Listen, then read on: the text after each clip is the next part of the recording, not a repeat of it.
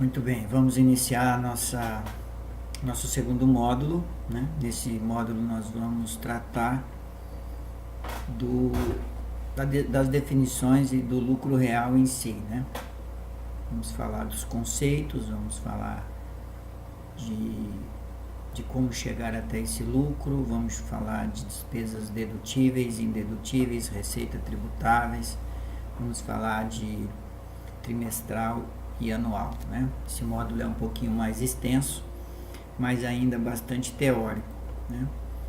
E eu peço um pouco aí da paciência de vocês, né, com relação a essa parte, até que a gente chegue na parte prática de escriturar o LALUR e a ECF, tá certo? Muito bem, nessa primeira reflexão que nós fazemos aqui é com relação ao grande princípio, né, que rege a contabilidade, que é o princípio do confronto da receita com a despesa. Essa é a razão de ser da própria contabilidade, né? E é o produto final, que é o lucro real. Essa questão da nomenclatura, né, lucro real, quando a gente finaliza um balanço, a nossa DRE, ela já apresenta um lucro real, mas o lucro real nós vamos entender como sendo aquele final produzido pelo LALUR, né, o lucro fiscal.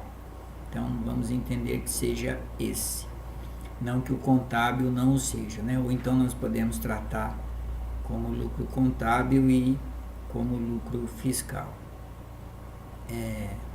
Ainda no campo das definições, definirmos receitas e despesas, se a gente ficar aqui discorrendo sobre isso, seria um pouco maçante, né?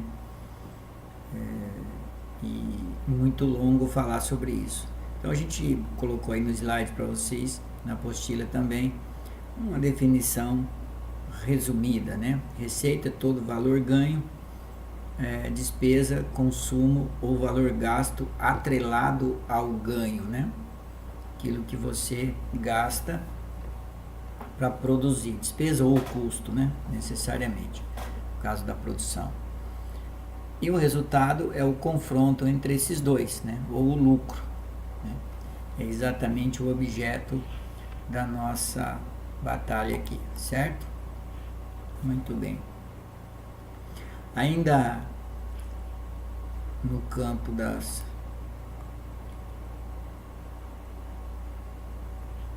definições, vamos falar um pouquinho aqui sobre a tributação sobre o lucro, né? Então, esse é um percentual que nós aplicamos sobre esse lucro, o resultado obtido pelas empresas, que vai incidir o imposto de renda e a contribuição social. E por aí nós vamos caminhando, confrontando essa confusão, né, de ideias, que é o lucro contábil e o lucro fiscal. Como está no slide aí, não é exatamente, né, sobre o resultado contábil que nós vamos fazer essa aplicação da alíquota, né? A legislação, ela tem a sua forma, a legislação fiscal, ela tem a sua forma de tratar o assunto. Então tem os incentivos, tem aquilo que não é considerado uma despesa efetiva, né, caso da provisão, por exemplo. Então faremos os ajustes devidos no livro de apuração do lucro real, né? Isso exige um amplo domínio da legislação fiscal, do regulamento do imposto de renda, da IN 390 de 2004, né, que fala sobre a contribuição social também, né? E é preciso dominar essa legislação para ver o que pode ser dedutível e o que não pode ser dedutível. Não dá para nós entrarmos muito aqui nesses detalhes da legislação, né, nos pormenores, mas nós vamos tratar de vários assuntos aqui, de várias despesas especificamente e receitas que têm essa influência da legislação tributária, que a legislação tributária aceita ou não como tributável ou dedutível, tá certo? Seguindo aqui, justamente esse processo de tributar o lucro passa pela apuração, né? Então nós vamos ter esse livro, que até então nós utilizávamos o Excel, né, para escriturá-lo, e eu vou apresentar, ele está inclusive aí no material de vocês, e através desse livro nós vamos aplicar a legislação fiscal para chegar no verdadeiro lucro. Esse livro ele é composto de duas partes, né, a parte A e a parte B. A parte A são as adições e as exclusões que chegam no resultado fiscal, e a parte B são os valores que, adicionados ou excluídos, ainda influenciarão o exercício subsequente, né? Isso vai para a parte B. A Lei 12.973, que é a regulamentação das novas normas brasileiras de contabilidade, modificou o artigo 8º do Regulamento do Imposto de Renda, Decreto-Lei 1598 de 77, em relação ao LALUR, né?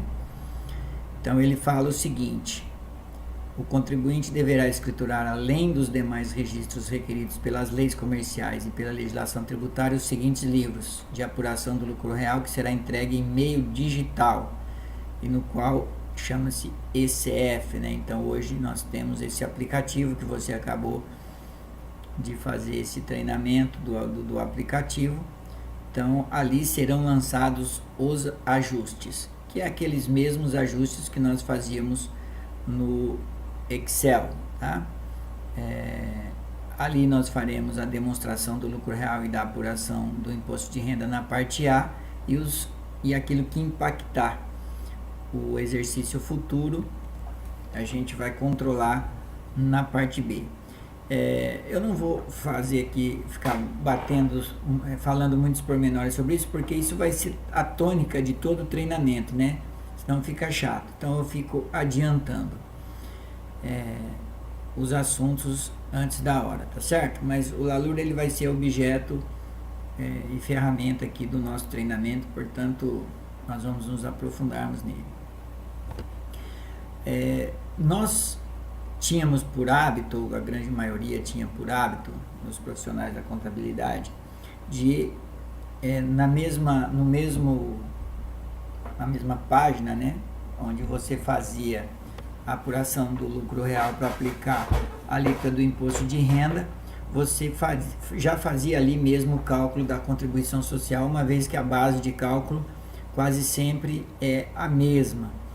Com a escrituração fiscal digital, a ECF, então foi separado esses dois livros. Então nós temos o eLALUR, né, que é o LALUR eletrônico para o imposto de renda, tudo isso na mesma aplicação, no mesmo aplicativo. E temos o LACS, né, Livro de Apuração da Contribuição Social, que está normatizado na Instrução Normativa 390 de 2004.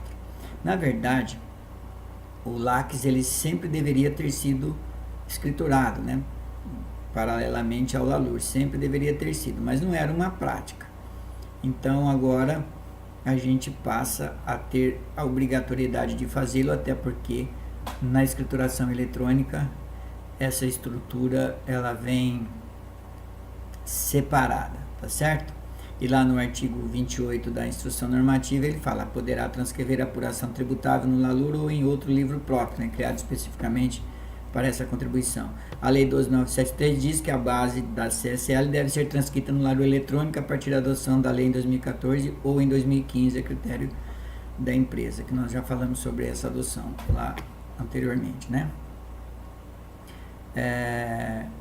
Aí tem no slide, você está vendo um pouco da estrutura já do LALUR, né? Você tem o resultado antes do imposto de renda e da contribuição social, aquele que vem da DRE. Lembra lá no aplicativo, quando você estava fazendo o aplicativo, lá no registro L300, né? No L100 e no L300, você tinha ali a DRE.